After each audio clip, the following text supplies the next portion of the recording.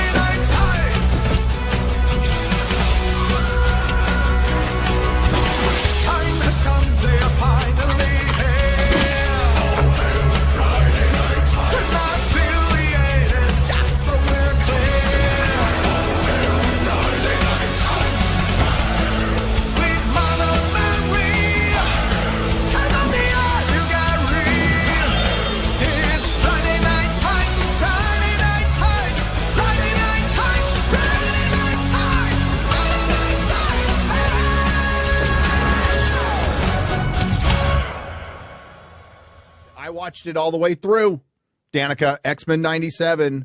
You did. I'm proud of you. Was good, and I'm going to say it's the best thing Marvel has done on Disney Plus by light years. By light years. Yeah. Easily. Yeah. Yes. I agree. Everyone's been very interested to hear my thoughts and feelings on the new X-Men 97. It was good times. So I watched like the last couple of episodes of the original animated series about a month ago, and to see how well it's okay. It does okay as far as like going from that last episode to the next one, and then they run through. I couldn't even. There's so much lore, so it's like bullet points of lore, of the lore I remember. Right. Yeah. But they do a really good job weaving a lot of characters in and out. I mean, I didn't love everything in it, but Magneto was fucking awesome. Most important part for me, Cyclops was awesome. They got Cyclops right. Justice for Scott Summers. Justice for Scott Summers. I've also done a video on my YouTube channel about Scott Summers and how he has been unfairly characterized in the movies, especially. A lot of people have seen him in the movies, the Foxman movies, and they just make him such a fucking pussy. And it's just so sad. And he's so fucking cool in the comic books. So it's finally good to see, a representation of Scott that's fair. He's like, you don't have to like him, but he's not crying about Jean all the time, for Christ's sake. But they set him up purposely to make him look like an asshole because they want you to root for Wolverine in the films, and that sucks, man. This is the leader of the X-Men. Like, show some respect. Yeah, and there was the right amount of Wolverine in this. Like, it's not the Wolverine show at all. He's like a side character, doesn't appear in episodes. Cyclops, dude, God bless them. Like, I can't believe they had the restraint. Yeah, I can't believe they had the restraint. It's crazy. So people were complaining that they reduced Rogue's booty a little bit, but they didn't do anything with Storm. Storm looking good. Towards the end there, especially looking really good. So, I think Yellow Flash talked about this. Might owe Bo DeMeo a little apology because he did a good job and they fucking fired him. they fired him, which is unbelievable. It like Crazy. who knows what he did, but it couldn't be that bad because he's still talking about it on Twitter, right? So he's still talking about the show a little bit on Promoting Twitter. it. Yeah, He definitely went, like, after he got fired, he went radio silent for a while. You know what I mean? About pretty, and that was wasn't that a couple days before the premiere? yes, Yeah. and he was talking about Yeah. it all the time, Yeah. So It really Disney's- sucks because it does seem like I posted it last night that I watched the first episode and I really enjoyed it, and a lot of people were like, "Yeah, totally, it's great." But then I got a good number of people that just say, "I don't even want to watch it because it's from a company that hates me or has made so many pieces of crap that they do not deserve my time," which I totally understand. Like, it sucks that this show came out in this time because it's such a good, at least just for the first episode that I did watch, it respects the original show. It has fantastic animation and action. The choreography and the way that they did everything was very well done. The characters are intriguing. Again, like you guys were saying, I really like Scott Summers' character setup in this, like his dilemma with leading the X-Men and he might have to leave the X-Men or he wants to leave. You know, like I really like that. And then the drop at the end of that first episode with Magneto taking over everything from Professor X. It's so good. And it's not being seen because Disney sucks and because they've put out so many pieces of crap. Dude, I was It's so tragic. stressed out before I watched the first episode. Like, everybody online was like, Danica, you gotta watch it. Go watch it. And I was just like, oh, I'm so scared. Oh, they're gonna fuck it up. Oh, and like, I was almost like crying. Like, I was like really like terrified to watch it. And then I watched the first episode and I was like, oh, okay. Like, it's not bad. You know, like, it's okay. Like, we can do this. Because I had no I just didn't think that they were going to be able to make anything that was good. I was just very, after what they've been putting out, obviously it's just so shitty. So it's like an awesome wave of relief washed over me. You know, I had that Patrick Bateman moment where he's just like, sees he has got a good table at the restaurant, you know, and I was just like, oh, thank God. Oh, Jesus Christ. Disney doesn't have anyone to blame but themselves. At this point. they don't. Yeah. That's so the animation. I know it was getting some complaints from Jeremy. He's not here, that's fair enough. But I thought it was fine. I thought the animation was fine. Fantastic. The music's really good. They nail that freaking theme song, Dude, the intro. And there's no real characters that annoy there's no characters that annoy the crap out of me. There's like a couple of character changes that I'm like, but I mean, my biggest problem with it, I don't want to spoil too much, is the problem I had with the comic books. Is the same problem. Is like, how could you have the X-Men existing in this world with the rest of the Marvel universe and like the Avengers are like sitting on their hands and shit? It's Right. I Totally. That's always been a big fucking problem. But we do get to see Spider-Man, Daredevil, Cloak and Dagger, Silver Samurai. Dude, there's well, you kind of see Reed Richards, but you kind of see Reed Richards. You kind of see Hulk, and Cap has a scene. Cap has a couple scenes. Yeah. Iron I Man. love that. That's Well, awesome. that was my problem. It was like, what the hell is Iron Man doing just sitting there? Dude should be like, who gives a shit about the president? Okay. Like Iron Man would not be sitting there he'd be off like saving people. But seeing Spidey was cool. That made my kids so happy. Oh yeah. So, but the thing is, you're right. It's on. I would never recommend you get Hulu or Disney Plus or any bundle to go watch this. I would like, if you want to watch it, be creative. That's it. But I would never recommend that. Get creative. It's also, I mean, I think that even though I do have some issues with it, like I don't think it's perfect by any stretch of the means. But I also think that they got what's important about the X-Men, and they really nailed the fucking drama, the interpersonal relationships and the drama, and just like they just got that so well done. And I was just like, yes, that's what I'm here for. I mean, that's the thing that I love about the X-Men is that you have all these really great male characters, you have really great female characters, they have all these really intricate interpersonal relationships.